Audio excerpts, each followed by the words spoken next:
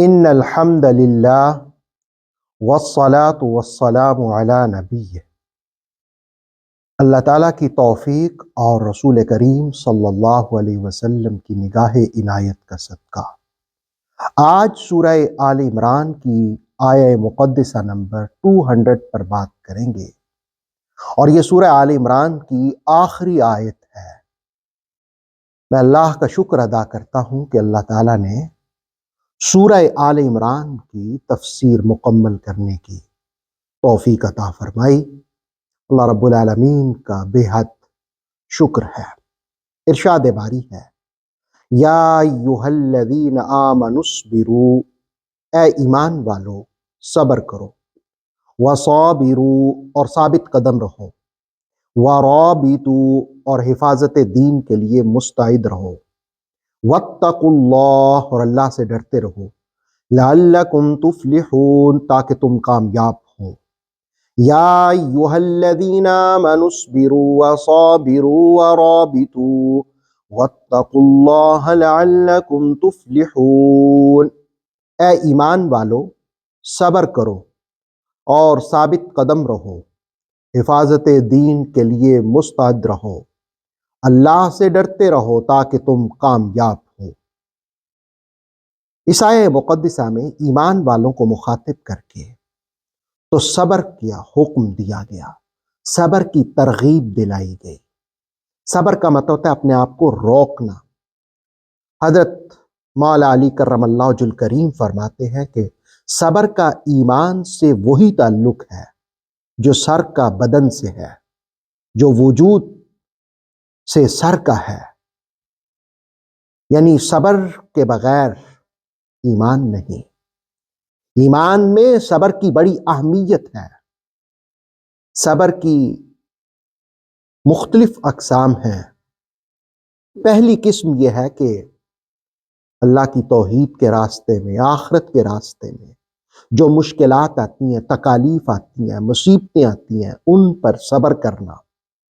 اور دوسرا یہ کہ جب واجبات کی ادائیگی ہو، مثلا روزہ رکھنا ہے تو روزہ رکھتے ہوئے بھوک محسوس ہونا، پیاس کی شدت کو برداشت کرنا، یہ جو مشکلیں ہیں، سردی کا موسم ہو تو نماز کے لیے وضو کرنا، تو اس پر صبر کرنا۔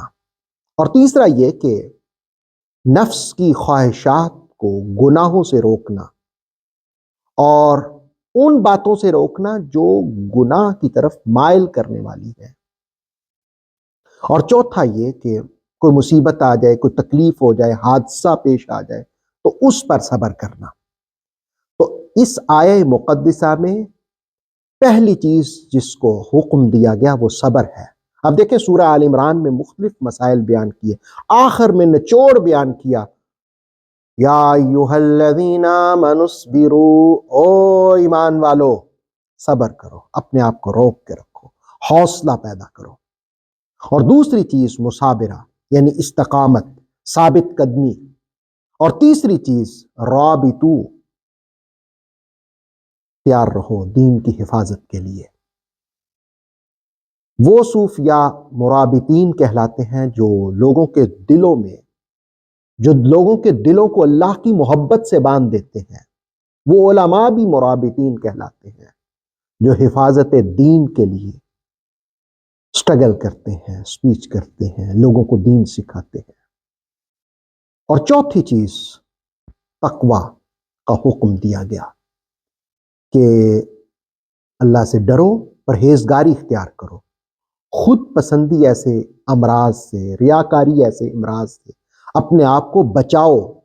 اور آخر میں کہا لعلکم تفلحون، تم یہ کام کرو گے تو کامیاب ہو جاؤ گے، یعنی صبر کرو گے اور استقامت اختیار کرو گے، دین کی حفاظت کے لیے تیار رہو گے، تقوی اختیار کرو گے تو اللہ تعالیٰ تمہیں کامیاب کر دے گا۔